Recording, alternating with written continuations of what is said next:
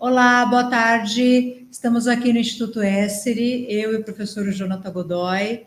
Hoje nós vamos falar de um curso que a gente está lançando aqui no Instituto, que é sobre a história dos Estados Unidos. A gente tem acompanhado as eleições, né, como estão caminhando lá nos Estados Unidos, e a gente achou importante explicar para todos, para que tenha uma base sobre essa superpotência. E o curso, quem gravou para nós foi o professor André Assi Barreto, que, para quem acompanha aqui o Instagram do Estre, eu tenho lives com ele e tem explicações dele sobre as eleições. Ele também tem falado bastante no Oliver Talk sobre as eleições, ele estuda já há mais de 10 anos. Então, a gente aqui vai falar um pouquinho desse curso e depois o professor Andreassi vai lançar. Vai ser dia 26 de outubro o lançamento, e aí ele vai apresentar para vocês. Mas, como o professor Jonathan Godoy também nos dá aula aqui no Instituto Essere de História, a gente vai bater um papo sobre os Estados Unidos hoje. Então, professor Jonathan Godoy, eu acabei de chegar, a gente passou, eu e minha família, a gente estava lá no furacão Milton, né? E queria aproveitar essa semana que teve também um acontecimento em São Paulo, né, de uma tempestade, de uma ventania, e o que eu fico impressionada, porque a gente fala que os Estados Unidos é uma superpotência, mas são em muitos detalhes, assim, a gente vê no dia a dia que a gente está lá. Então, por exemplo, a gente é avisado muito antes quando vai ter um furacão, mas mesmo uma tempestade. Então, todo mundo se prepara para esse evento, e o governo avisa, né, o prefeito, os bombeiros ficam em alerta, os eletricistas no dia seguinte estão todos a postos, super equipados. Então, eu queria assim começar falando dessa diferença que a gente vê, é claro, não tem como negar, de como eles respeitam, né, as pessoas, respeitam mais os impostos, eu acho que tem mais retorno dos impostos, e que aqui, eu estava lá em Orlando e você estava em São Paulo, né, Jonathan? Assim, a diferença que foi, no dia seguinte, no meu condomínio, o bombeiro já estava limpando tudo, a gente já estávamos todos preparados, todos os vizinhos para o furacão, e em São Paulo, depois que eu vi, eu achei que foi, assim, de onde eu estava, não foi tão grave como na costa ou em outros lugares, mas, por exemplo, em São Paulo, foi pior do que aconteceu na minha casa lá. Então, eu fiquei impressionada com isso, assim. Então, esse é um dos motivos que eu acho que, um mínimo, né, uma coisa pequena dos Estados Unidos, das pessoas quererem sempre mudar para os Estados Unidos, quererem viajar para os Estados Unidos. E aqui eu vejo que tem muito chão ainda, né, para a coisa melhorar. Exatamente, né? Então a gente vê uma diferença muito grande no poder aquisitivo, nos recursos tecnológicos, mas principalmente na própria postura da população em relação a essas situações. Então ali eles se planejam, né, como você viu lá, eles se solidarizam com as pessoas, eles estão preparados para enfrentar as adversidades do tempo. E que são adversidades muito maiores do que as daqui. Aqui não tem furacão, né? Aqui não tem terremoto, aqui não tem tornado. Lá eles têm tudo e se preparam para receber. Então, morrem menos pessoas, os danos materiais são bem menores. Quando algo é destruído, logo é reconstruído. E as coisas são construídas de maneira resistente. As pessoas estão preparadas para isso. Fazem manutenção constante para que as coisas não estraguem. Agora, aqui no Brasil, uma cidade como São Paulo, que é a maior cidade do Brasil, que é uma das maiores cidades do mundo, no apagão, por causa de uma chuva que durou 10 minutos. Não, então, como assim eles não fazem toda a manutenção dos fios, dos geradores, para que no evento de uma tempestade, aquilo seja resolvido rapidamente, ou volte, ou continue funcionando? Né? E não só o governo, né, Jonathan, que eu vejo também muito lixo, lá é tudo limpo, aqui o governo tudo é um reflexo, imundo. É um reflexo do povo. Porque aqui é tudo imundo, aí tem enchente que está tudo imundo, você vai nas praias, está tudo imundo. Assim, né, as pessoas jogam o lixo em volta delas, né, aqui, assim, você vê que a pessoa está no meio do lixo. O brasileiro, ele é muito egoísta, ele só pensa em si, em todos os sentidos possíveis, E não só ele só pensa em si, como ele só pensa aquilo que a gente já falava em outras conversas, né? Ele só pensa em coisas baixas. E aí, ao só pensar em coisas baixas, ele não consegue nem cuidar daquilo que é baixo, ou seja, daquilo que é básico, para subsistência. Né? A gente enxerga isso mesmo, é uma então realidade, a sociedade. não é que a gente está a realidade, não é Você vai lá, símbolo. você vê, aqui tem lixo, aqui não tem. Aqui fez a manutenção um dia depois, aqui nunca mais vai reerguer um poste. Nunca mais vai reerguer uma casa aqui da pessoa que perdeu. Começou errado já. Quem disse que é bom ter poste? O certo é a fiação ter enterrada. Se olhar, por exemplo, nos Estados Unidos, sempre foi assim. Na Europa, já colocaram embaixo da terra. Pois aqui não. Aqui eles botam tudo no poste, que é para dar trabalho, que é para cair, que é para entrar passarinho, que é para a árvore bater o galho no fio. Aí depois você tem que tirar o poste, cavar e botar embaixo. Ou seja, em vez de você... O brasileiro ele tem a arte de complicar tudo que é simples. Jonathan, mas mesmo assim, tem pessoas que acham que os Estados Unidos não é bom. Óbvio que não é perfeito. Claro, certo? não existe não lugar é perfeito, mas é muito melhor que aqui. Só que, assim, para a maioria é um símbolo de liberdade, é um símbolo de potência, mas para outros eles têm essa ideia que é um país imperialista, né, Jonathan? Ou que é ruim. Como que você enxerga isso, assim? Olha, existe muita coisa a ser dita, né, em relação a isso, mas o que eu posso dizer especificamente em relação à liberdade? Bom, de fato, os Estados Unidos, principalmente ali no início dele, no século XIX, ele foi um país que gozou de uma liberdade política e econômica muito grande. Foi mesmo aquela história do milagre americano, aquilo realmente aconteceu. Se a pessoa fosse lá e trabalhasse mesmo e tivesse um pouco de criatividade, ela realmente se dava muito bem.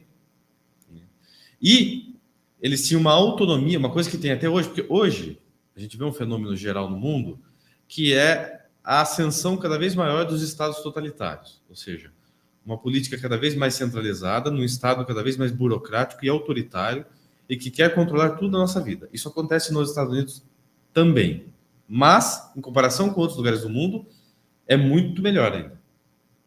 Agora, se você volta 100 e poucos anos atrás, ali que não foi no século XIX, eles tinham realmente muita liberdade mesmo, e muita autonomia local. Tanto é que nos Estados Unidos até hoje, cada estado tem as suas leis. E cada condado, né, cada unidade dos estados também tem uma autonomia muito grande em relação ao próprio estado. Inclusive os impostos, né? Ficam mais localizados, né, Jonathan? Não é que vai para Brasília e Brasília redistribui, né? Redistribui. Né? Então, lá eles têm isso, então é tudo muito mais eficiente. Eles têm um estado menor, no sentido de que o estado não tem um aparato burocrático tão grande, tem menos leis e dão maior liberdade para a população. Né?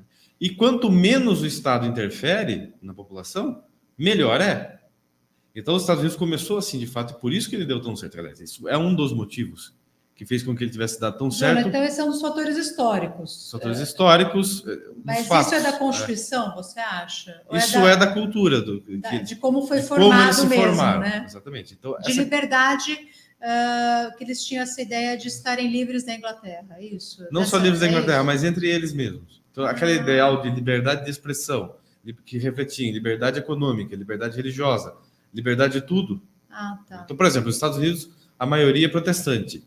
Só que os católicos lá se deram muito bem, melhor do que aqui, que é um país católico. Por exemplo, quem é católico nos Estados Unidos é muito fiel. Eles são mais tradicionais, eu tenho impressão. São mais tradicionais, inclusive. Até na missa. Eu assisti a missa lá e eles rezam o credo niceno, né? Uhum. E aí, aqui a gente não faz isso, né? E eu achei tão bonito e tão emocionante, e o que eu achei até que é uma coisa mais tradicional.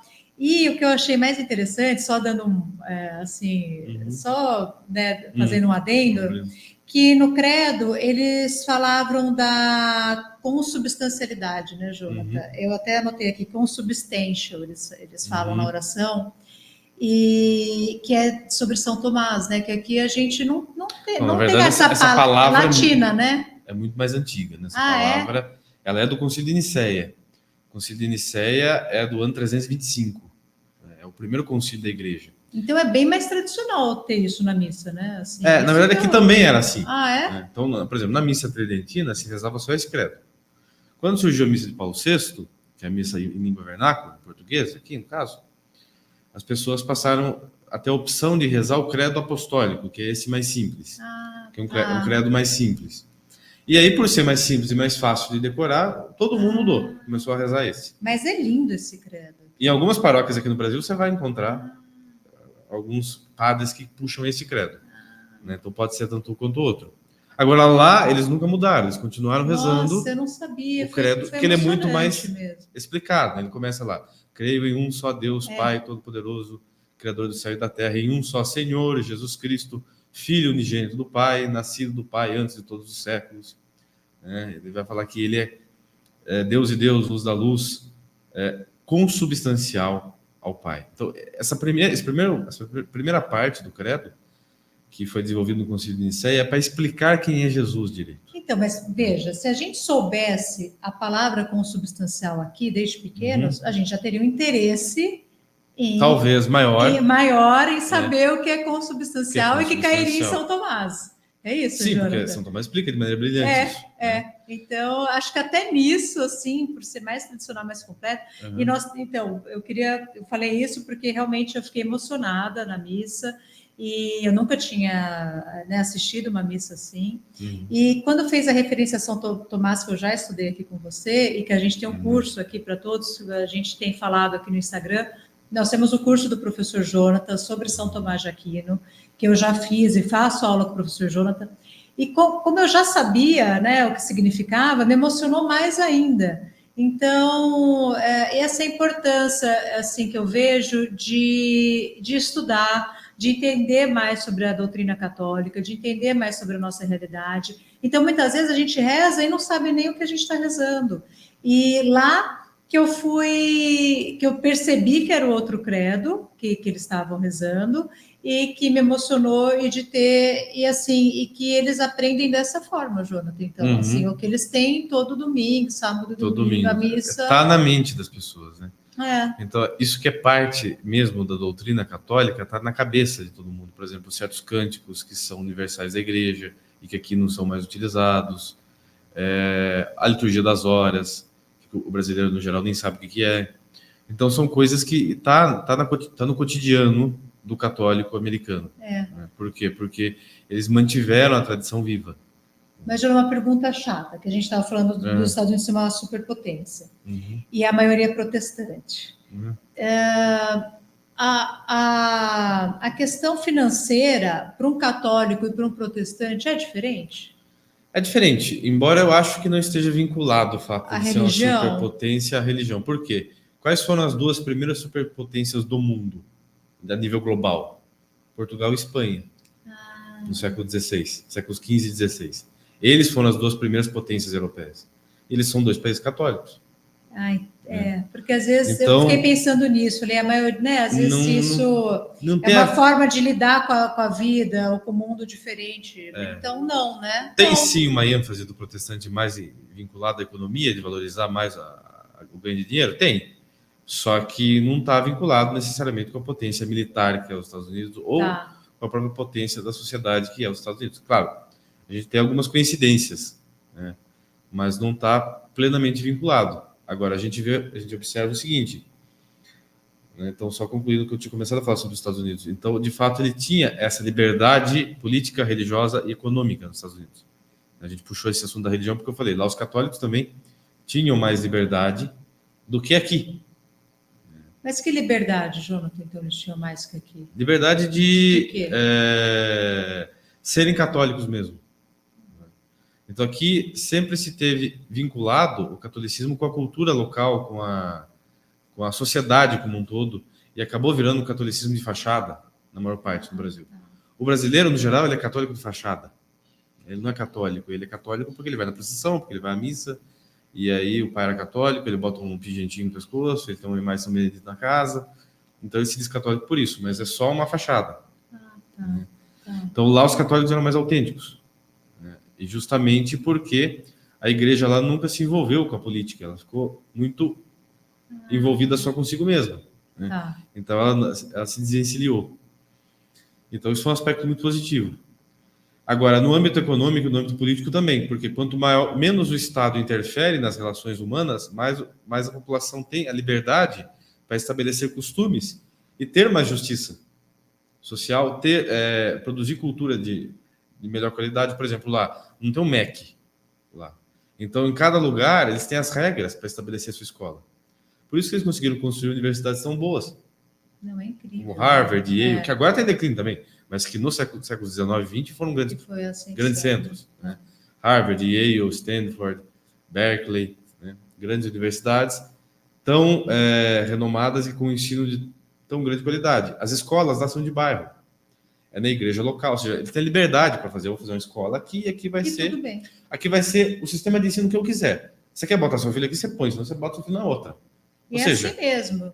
E eles falam, olha, essa escola não é para esse tipo de pessoa. Eles falam, eu fui ver. Aqui é uma escola católica. Aqui é uma escola protestante. Bem. Aqui eu quero montar uma escola. Mas eu sou evangélica, quero usar a católica, vocês não tem isso. Assim, mas assim, não tem, então, não tem problema, né? Aqui eu quero montar uma escola positivista. Monta.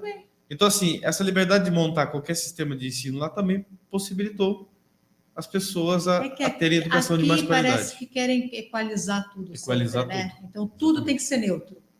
Então, já é uma tendência socialista que existe tudo aqui. Tem que ser neutro agora. De equalizar tudo por cima.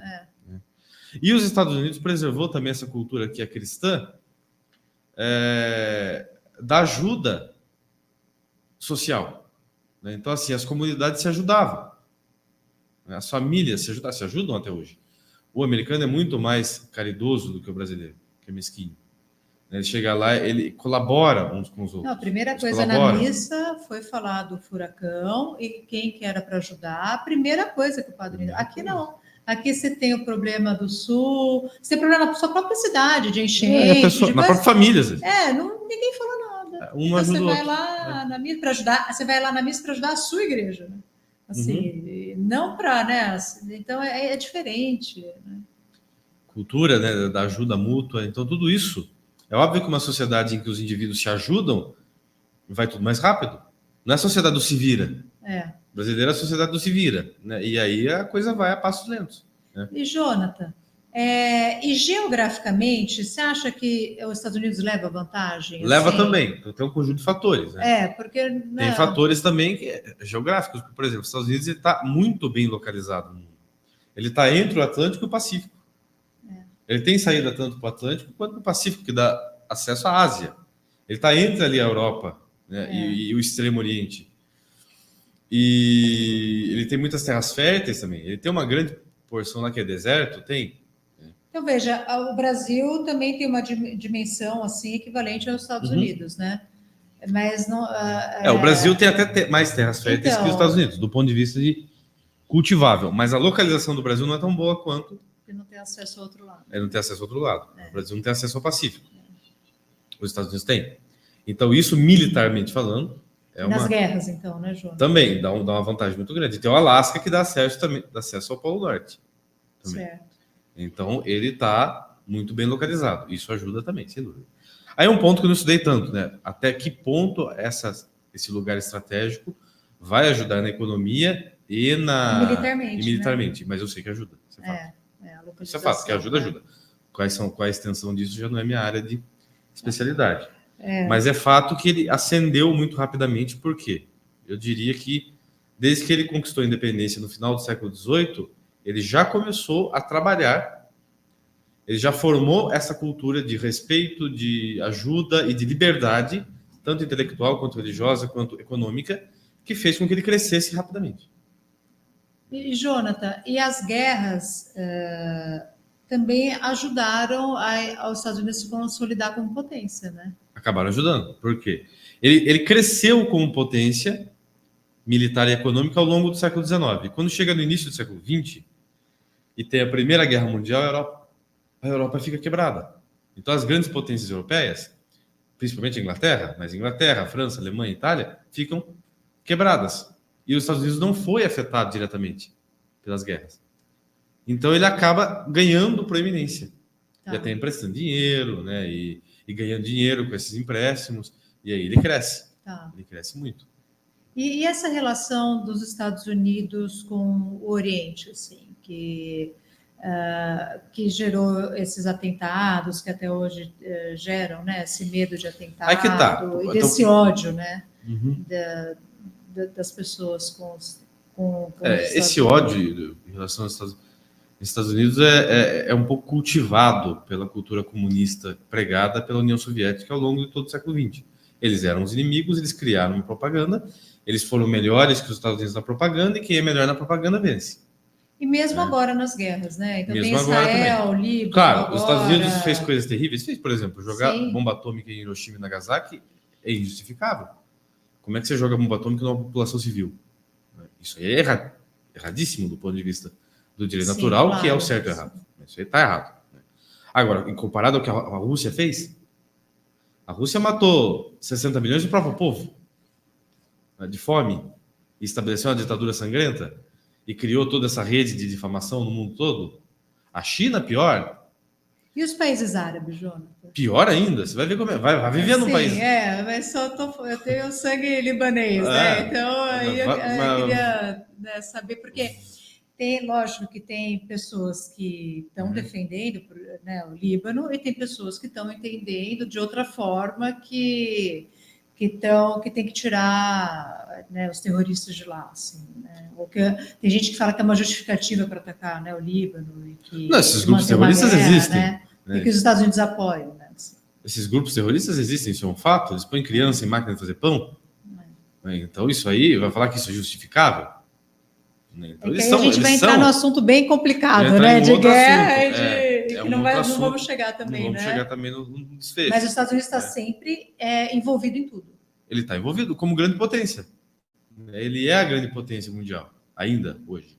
Apesar de ele estar ameaçado, apesar da Rússia e da China serem grandes potências rivais, apesar de haver dentro do próprio Estados Unidos grandes famílias de multibilionários que estão trabalhando contra a autonomia americana também, ele ainda é um país mais poderoso, tanto econômico quanto militar. Nada se compara. Né?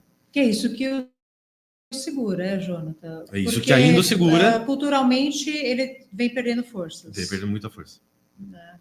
Ele vem perdendo muita força, graças a toda essa campanha que foi feita ao longo do século XX.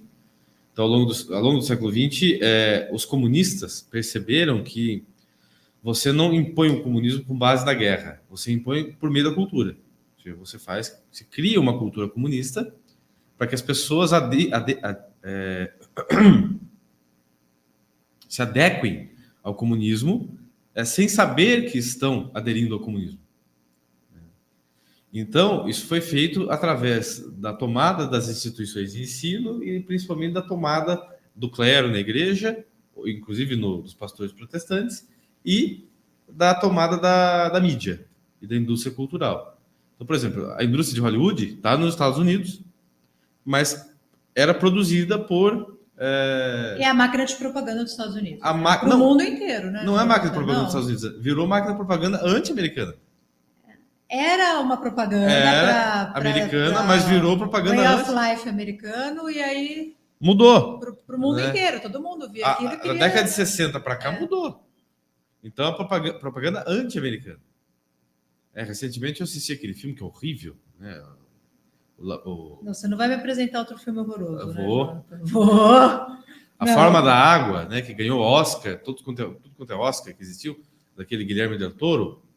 É um filme de Hollywood que coloca o militar americano como um monstro e os militares soviéticos como heróis. Mas não tem sentido. Encobrindo as atrocidades que a União Soviética fez. Né? Então, assim, a culpa, aquela história, né? A culpa da União Soviética fazer o que faz é dos Estados Unidos. Então, assim, é uma inversão, acusando... que antes sempre os Estados Unidos era o perfeito, que ia salvar o super-homem. Era o super-homem, né? Super-homem. Agora inverteram, é o contrário. Não tem um equilíbrio, né? Ele é o princípio do mal, né? E todo o resto ali, e tudo que vai contra os Estados Unidos é o princípio do bem. E aí tem tanta coisa, né? Vem desde a propaganda do bom selvagem, né? O selvagem é um anjo e os brancos, a sociedade branca europeia, da qual os Estados Unidos descende, é o mal, até a própria ideia mesmo dos Estados Unidos, que é o mal, e por exemplo, a China e a Rússia estão tentando sobreviver, elas são boazinhas, elas são vítimas do imperialismo americano. Incluindo os muçulmanos, né, que também são vítimas do imperialismo americano. Então, por exemplo, eles irem lá e fundarem o Estado de Israel. Ah, isso é uma crueldade que a população que vivia lá. Eu falei, nossa, mas tudo em volta ali é muçulmano. E aí o muçulmano que sai dali, ele tem que se abrigar na Europa, por quê? Porque os próprios países muçulmanos não aceitam os muçulmanos que estão ali. Então, para lá. Tem uma coisa errada. Tem coisa muito errada. Muito errada ali. Eu não estou defendendo o Estado de Israel como se fosse algo perfeito. É só para pensar, né? É só para pensar. Então, assim... E eu não estou querendo ser isentão também. Né? Até porque eu sou católico, então eu não defendo o Estado de Israel, porque é um Estado judeu. E aí tem tem toda uma outra conversa. Mas eu estou falando o seguinte, entre o Estado de Israel e aqueles estados muçulmanos que tem em volta, eu fico com o Estado de Israel, porque ele não comete crimes de atrocidades contra a humanidade como aqueles grupos terroristas. Né? Que mata criança, que joga bomba em escola, que... se escondem atrás da população, né? Faz o escudo da população. Né? Exatamente. E esses grupos terroristas fazem isso. Né? E aí a gente vai ver que esses grupos terroristas, inclusive, são financiados e recebem armas da Rússia. Então, as metralhadoras que continua o Hamas, a mesma guerra, a Al-Qaeda né? tem, vem da Rússia. Então, assim, porque estão fazendo frente aos Estados Unidos. Então, no fundo, ali é uma coisa muito macabra que ocorre ali. Mas, Jonathan, a liberdade que você falou, que transformou os Estados Unidos, não é essa mesma liberdade que está acabando com os Estados Unidos? Então, tá acabando com os Estados Unidos? Assim... acaba sendo... Porque eu fico pensando assim, sempre... porque pode tudo, né? Assim, todo ser... mundo pode fazer o que quiser, né? Assim... Não, fazer o que quiser, desde que não desrespeite o outro, né? Que não atrapalhe o bem comum. Mas aí não Era esse o princípio. Só que aconteceu, por exemplo, como é que surgiram esses grupos globalistas que hoje trabalham contra os Estados Unidos e a favor de um governo global? Muitos deles nasceram nos Estados Unidos, como, por exemplo, a família Rockefeller, a família De Morgan, a família Bush. Né? Foram famílias que, ao longo do século XIX, gozaram tanto da liberdade econômica que ficaram tão ricos que agora eles querem mandar no Estado. E aí agora eles estão minando as liberdades dos pequenos. Tá. Né? Então, assim, virou uma espada de dois... Entendi. Eles se aproveitaram daquilo. Se aproveitaram daquilo para agora minar dos outros. Cortar dos outros. Né? Tolher a liberdade alheia. Que é o que está acontecendo. Que é o que está acontecendo. Então, sempre é uma espada de dois gumes. Você não sabe todas as consequências daquelas ações. A ação é boa, mas ela pode... A pessoa pode se aproveitar daquela vantagem que ela teve para se voltar contra. É como, por exemplo, você dá um presente a uma pessoa, a pessoa usar o presente contra você. Isso pode acontecer. Né? Então a gente nunca sabe. É o que a gente está vendo hoje, né? A pessoa vai lá, estuda e ela usa o estudo para o mal. Então, assim, isso ocorreu. E, Jonathan, e toda essa ascensão e os Estados Unidos se firmar como uma potência foi rápido. Foi rápido, muito rápido. Porque a gente teve outros impérios, né, na história e os Estados Unidos é uma coisa... Em menos de 200 anos eles se tornaram essa grande potência. Foi algo muito rápido. E foi pela Revolução Industrial, por tecnologia... Também, a forma como eles empregaram, né? Como eu falei, a forma como eles usaram.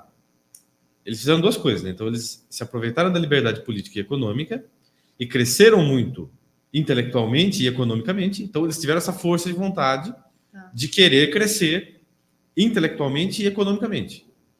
Intelectual e economicamente. Então, portanto, eles se aproveitaram dessa época que foi propícia e cresceram, de fato. Não, eles traziam pessoas do mundo inteiro para as faculdades, né? Os melhores do mundo inteiro, eles levavam para os Estados Unidos. Até hoje eles ainda meio que fazem isso, né? Até o visto para gênio, né? Nos Estados Unidos, até hoje. Existe isso.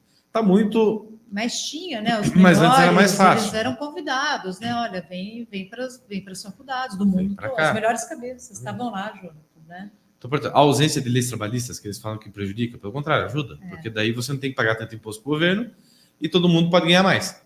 Né? Tanto quem emprega quanto quem é empregado.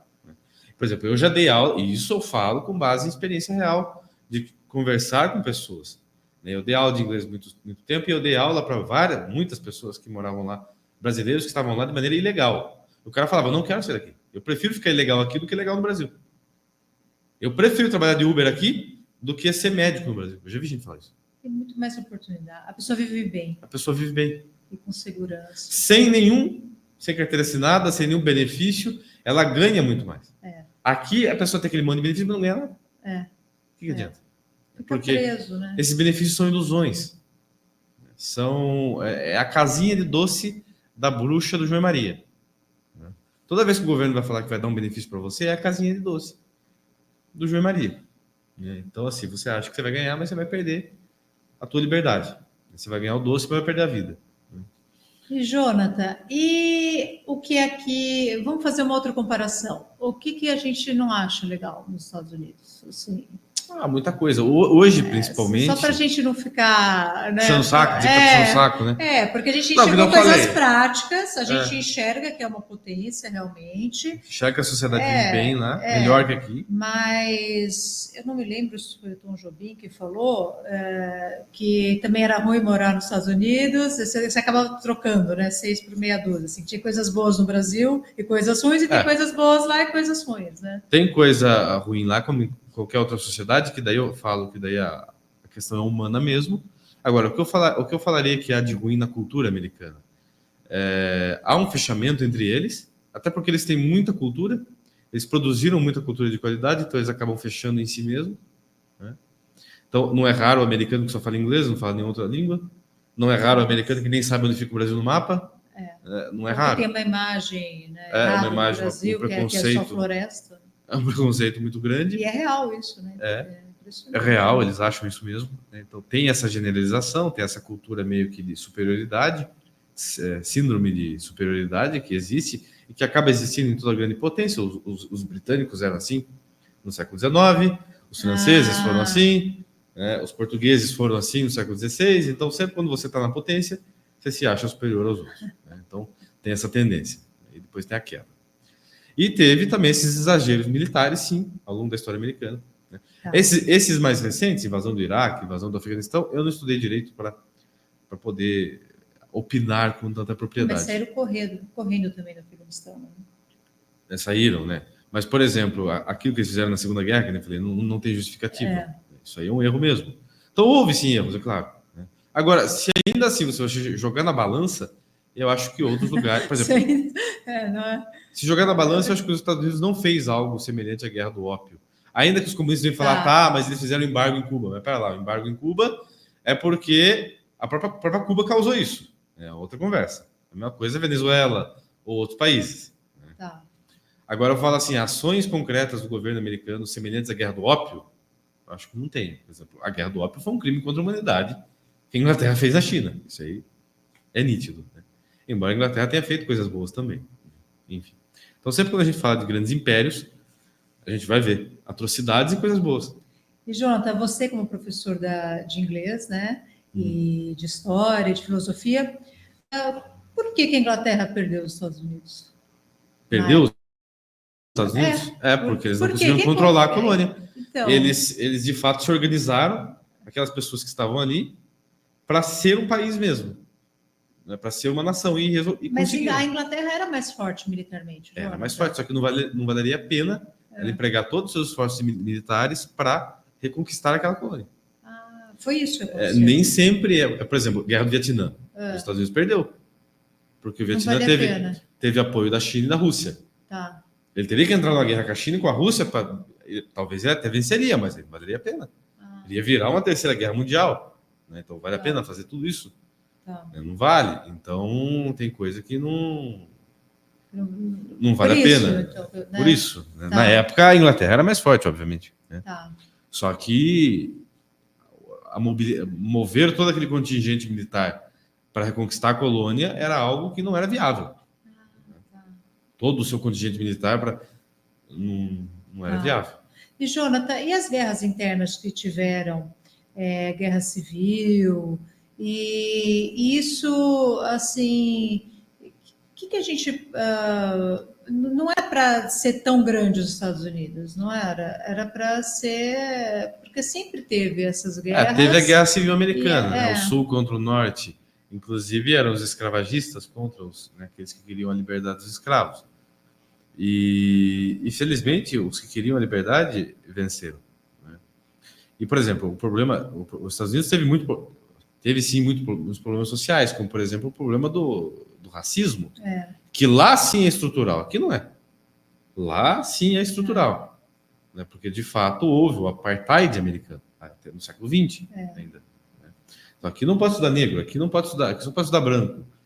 Então, isso aí foi um problema sério da sociedade americana, e que ele enfrentou, mas venceu também.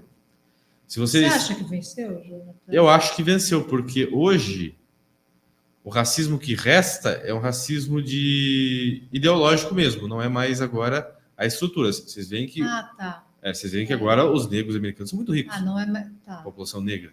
Sim. Eles não têm mais essa... Eles não são mais excluídos como eram na década de 60. Mas há também um sentimento de revanche entre eles. Né? Tá. Então tem também, sim, agora o racismo no negro contra o branco americano. Sim, e de até nem conversar. Eu tenho que conversar, né? Eu tinha um aluno brasileiro, e porque ele era branco e loiro, uma vez ele foi conversar com... Ele estava no hospital, ele e a namorada, e ela conversou com uma menininha que era negra, que estava esperando assim. A mulher virou, não fala com a minha filha. É isso mesmo, é assim, ó. Né? Então, Sim, várias situações eu já vi. Isso é racismo. Né? Então, assim, tem essa guerra lá, ainda esse ressentimento. E tem ainda os brancos que são racistas em relação a negro. Tem, claro. Isso tem. Né? No Brasil isso é mais raro.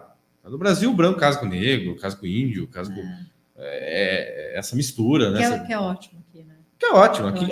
Aqui realmente Eu acho isso você ótimo. olha para outro ser humano como outro ser humano. Tem pessoas racistas no Brasil? Óbvio que tem. Tem, mas não é estrutural. Não é. Eu cresci numa cidade em que não existia isso. Então todo mundo estudava junto. Eu fui ouvir falar disso na escola. Não, que existe racismo tal. E eles querem vender como se aqui no Brasil existisse um racismo igual. Mas a maior parte da população brasileira é pobre e negra. Sim, porque são descendentes desses escravos. Né? Então, é uma coincidência, ou seja, é uma consequência, aliás. Né? Eles eram escravos, então até eles conseguirem ganhar dinheiro, você já nasce pobre, então acaba sendo mais pobre mesmo. Mas não porque há uma discriminação. Pra gente entender, porque, por exemplo, meu avô que veio sem nada do Líbano, ele veio sem nada. Ele veio sem nada. Sem nada. Então, veio com educação. Né? Mas tem vários negros do Brasil também que vieram sem nada e construíram tudo. Então, assim, é difícil justificar. Porque também não, tem uma consequência, sim. Porque não é todo mundo que tem o talento para o negócio. Então, assim, existe uma parcela que é culpa da sociedade, que é o seguinte: é justo que todo mundo que exerça um trabalho receba o suficiente para ter dignidade. Então, se a pessoa está exercendo o trabalho e ela não recebe para ter dignidade, é um problema, sim. Ela não é obrigada a ser o gênio dos negócios para ganhar dinheiro. Pelo menos sustentar ela e a família dela. Né? Então, se isso não ocorre, é um problema social, sim. Né? Mas aí, como resolver isso? Também é um outro pepino. Né? Você vai estatizar as coisas? Não, aí piora. Né? Então, é um outro abacaxi. Agora, voltando à questão do racismo estrutural. Aqui não tem racismo estrutural porque a sociedade brasileira não era como a americana, que separava literalmente brancos e negros e considerava como quase que duas espécies diferentes. Isso não ocorreu aqui. Né? Houve a miscigenação. Aqui, desde o começo, né, Jonathan? Desde o começo, principalmente depois da abolição. Não é? Depois da abolição, principalmente. Depois da abolição, não houve esse apartheid como houve lá. Isso a gente vê até hoje mesmo. A gente vê até hoje nos Estados Unidos. Então, até que nos Estados Unidos você tem lá filmes, né? Filme de negro, filme de branco. Tem novela, tem canal. Tem canal na televisão, assim, canal que só passa coisas de negros. Canal que só passa coisa de branco. Né? Isso é algo bem estranho. Mas também tem canal que só passa filme de Natal. Tem algumas coisas engraçadas lá. Assim, então acaba sendo, entre aspas, bom. Porque assim. Entendeu? Acaba você assiste o que você quer. Tendo a liberdade. Então... Porque esse princípio da liberdade, ele acabou continuando e entrou nisso também. Então eu tenho direito de ser racista contra branco, eu tenho direito de ser racista contra negro e a gente continua convivendo aqui. Então, mas sempre a liberdade é a melhor opção, Jonathan, não? Assim... Sim, porque acaba sendo, porque apesar dos riscos que você corre, tentar cercear a liberdade de outra forma, com a desculpa que você vai fazer o bem, acaba gerando males maiores. Fica pior. Então, por exemplo, o Brasil vai lá e criminaliza o racismo. Aí qual que é o problema? O problema é que daí fica subjetiva a definição de racismo. Se eu faço uma piada, eu vou preso.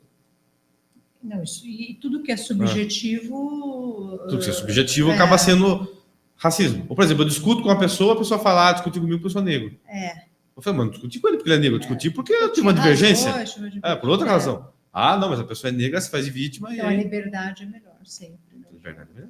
É melhor correr o risco de ter realmente discriminação, mas não ter o risco de todas essas outras coisas, do que você tentar garantir que não há discriminação e daí você ficar na mão de uma política que pode classificar qualquer coisa como racismo para defender o interesse político. E, Jonathan, outra questão, assim, lá, como a gente falou no começo, que tem esses problemas de furacão, de tornado, neva, não tem tantas terras férteis como no Brasil, por exemplo. Isso faz com que as pessoas sejam melhores? Eu não acho que faz com que as pessoas sejam melhores. Tem sim um impulso, né? Se está difícil, então você tem que se esforçar mais, Sim. você acaba melhorando. Mas também não é esse o fator. Não. Né? Tem até um mito que as pessoas falam assim, países mais desenvolvidos são frios. Mas veja, quais foram as primeiras civilizações? Egito, Suméria, China, Índia. Tudo região quente. O Egito é um deserto? Claro, tem a questão do deserto que ajuda também. Mas, por exemplo, Mesopotâmia não é deserto. E surgiu ali a civilização. Então não faz sentido, né? Não que tem. Talvez eles. Não tem. É a cultura do povo. Interessante, né? É a cultura. Então, por exemplo, você tem grandes. Porque se essa fosse a lógica, então você poderia falar assim também, né? Só quem nasce em família pobre é que vira realmente uma pessoa muito boa no trabalho. Porque tem mais dificuldade. Vai superar tudo e vai ser mais forte. Não é. Às vezes a pessoa continua, ela nasce em família pobre e é vagabunda. E às vezes a pessoa nasce em família rica, mas e vice-versa. Tem sim. É que a gente fica tentando buscar, né? Não há causas. O que aconteceu, que existem deu coisas certo. que influenciam, mas sempre o ser humano sempre tem a liberdade de escolha, né? E ele sempre constrói sim as coisas. Então, por exemplo, ao mesmo tempo que você tem sim pessoas pobres que, por ser pobre, a dificuldade fez com que ela se tornasse brilhante na área dela. Você tem uma pessoa que teve tudo e daí dobrou ainda. Eu não estou falando só no sentido material, estou falando às vezes no sentido intelectual. Né? Então, você tem grandes intelectuais que eram de famílias nobres, você tem grandes intelectuais que eram de famílias pobres, você tem grandes empresários, que nasceram pobres e conquistaram tudo. E você tem gente que era herdeiro e perdeu tudo, porque não soube manter. Ao passo que teve gente que herdou já um tanto e dobrou o que tinha. A gente não é um fator. Né? Não é um fator. E ali é um conjunto de... de fatores. A gente nunca pode achar... A gente nunca pode ser que nem os marxistas, que tentam explicar tudo por um fator. E que vai resolver, né? E vai resolver. Não vai. E que o mundo vai ficar perfeito. Então, vamos sempre tudo. A explicação de um fenômeno tem múltiplas causas, como dizia Aristóteles. É etiológico. Né? Tem muitas causas que influenciam naquilo. Não é só uma causa. Nunca é. E Deus? Deus e tudo. E Deus. A gente tem que pensar nisso também, né? Que Deus às vezes conduz as coisas. Às vezes não, ele sempre conduz. Ele conduz as coisas. Então as coisas acontecem porque ele permite ou porque ele quer diretamente determina. Então ele quer em função do bem maior. Então, às vezes ele não faz com que a coisa não dê certo. Meu pai falava uma coisa engraçada, ele falava assim, mas vale quem Deus ajuda do que quem cedo madruga. Exatamente. Ele falava isso. Essa ideia tonta da meritocracia também, né? É uma coisa de coach que está muito... Porque às vezes a pessoa faz tudo certo, João. E dá tudo errado. Sei lá, e às vezes a pessoa né? A pessoa não faz nada e dá tudo certo. Não dá para saber, então, né? assim, tem que pensar que... Aí, indo para nossa vida, indo para a parte psicológica até da coisa, né? A gente tem que fazer o que nós podemos diante da situação que nós temos, que nós vivemos. Você me fala, né? Sem síndrome de, vamos achar a causa, né? Porque a gente fica tentando, eu estava pensando nisso. O que os Estados Unidos fez? O que a gente pode fazer para melhorar? Sim, a gente pega exemplos, sim. Né? Assim, mas os exemplos, eles nunca são aplicáveis 100% em outra situação. Em outra época, com outro povo, por exemplo. Exatamente. O Brasil precisa fazer o quê para melhorar, né? Assim, Eu posso, sim, tomar como exemplo certas atitudes, certos fatos, e tenho que sempre pautar minhas ações com base em valores universais, mas sempre aplicados ao caso concreto. Então, por exemplo, não é porque deu certo ali que vai dar certo aqui da mesma forma. Certo. Tá. Não é? Então, não é 100% equivalente. Então, não é porque Aristóteles estudou daquele jeito que eu vou estudar exatamente da mesma forma. Não. Eu tenho que adaptar para a realidade local. Tá. Esse adaptar não é um mudar completamente, mas é adaptar. Jonathan, eu estava vendo, não sei se foi no Instagram da Bruna, alguma coisa falando dessa questão dos conservadores no Brasil serem conservadores na vida particular e serem liberais na economia, certo? Uhum. A Igreja Católica não entende o liberalismo econômico como uma coisa saudável, né, Jonathan? E nos Estados Unidos é assim. O liberalismo ele é Então, pecado acho que a gente também. poderia falar disso, né? Porque Pode, é uma você questão. pode fazer uma conversa sobre isso. Não é? Porque eu acho que é uma questão que alguém fez esse comentário. Então, por exemplo, na época de eleição, todo mundo, eu sou conservador liberal. E os Estados Unidos porque o liberalismo... uma potência, deu certo, né? Segue o liberalismo. O liberalismo ele parte de um pressuposto egoísta e que visa a obtenção de lucro como bem máximo. Isso está totalmente errado. Por quê? Porque os bens materiais não estão acima, de maneira nenhuma, da dignidade humana. Então, em primeiro lugar, você tem que pensar no bem das pessoas e como esses bens vão servir ao bem dessas pessoas. Certo. Então a doutrina social da igreja em relação à economia, ela não é nem socialista nem liberal. Tá. O Chesterton até falava em distributismo, ou seja, a distribuição adequada. Essa distribuição ela vem de acordo com o bom senso também. Bom, e a gente entra no tema, mas pode ser o tema da próxima conversa. Porque eu acho legal, porque a gente está em época de eleições, né? Uhum. E tem segundo turno. Até fizeram uma pergunta no Instagram essa semana para mim. Estados Unidos, eu acho que é legal a gente falar disso. Fizeram uma pergunta no Instagram para mim se roubar por fome é pecado. Eu vi que você falou que não. Não é. Exatamente. Os liberais assustam quando falam isso. Eu vi que você falou que não, mas eu até estranhei também, porque a gente... Né? Por quê? Porque o bem material não está acima da dignidade humana. Isso não é um aval para o roubo. É simplesmente dizer que em estado de situação de necessidade extrema, se você não tem condições de suprir a sua necessidade, se você tentou e não conseguiu, você pode sim se apropriar de quem tem abundância. Por quê? Porque a pessoa que tem abundância e está negando, ela não tem o direito de fazer aquilo. Porque o bem das pessoas é maior do que a propriedade dela. Perfeito. Então, vamos falar mais disso? Porque é um tema que eu vi você respondendo e acho que é nessa época de eleição que as pessoas se entendem como conservadoras, mas optam pelo liberalismo. Eu acho legal a gente abrir essa discussão. Então, pessoal, falamos de várias coisas aqui sobre os Estados Unidos. Espero que vocês tenham gostado. Uma última informação, né? Teve um caso concreto na Segunda Guerra, né? Porque o pessoal estava sem carvão, estava morrendo de frio na Alemanha. E aí o cardeal arcebispo de Colônia falou, podem roubar o carvão das fábricas. Porque vão lá e peguem o carvão, porque não tem sentido a fábrica ter carvão. Você morrer de frio, se a fábrica está com carvão, vai lá e pega. Então, nesse caso, é difícil, de necessidade... Né, de necessidade extrema, necessidade extrema. Que eu digo, a gente vai ter que falar mais sobre isso, porque é difícil, né, a gente aceitar.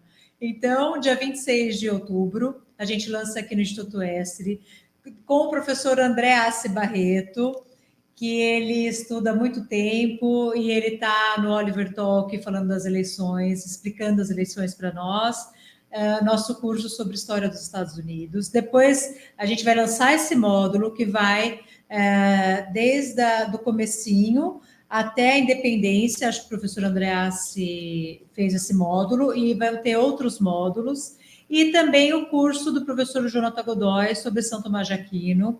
Vocês podem acessar, tem link no nosso Instagram, tem link no nosso site, ou mandar o WhatsApp para nós, que a gente falou sobre São Tomás aqui, que eu gosto de trazer o tema porque eu acho que mudou a minha vida, eu enxergo diferente as coisas, eu acho que a gente fica mais sensível para a nossa realidade. Então, a gente está com esses dois cursos para vocês assistirem e comentarem. E a gente termina aqui esse nosso Talk Estri, e eu convido vocês a acompanhar nossas redes sociais, acompanhar o do professor Jonathan Godoy, ele abre sempre perguntas lá, e a gente pode falar, então, o próximo tema sobre liberalismo e outras coisas más, né, Jonathan, que é o que a gente faz. Então é isso, pessoal, obrigada. Muito bem.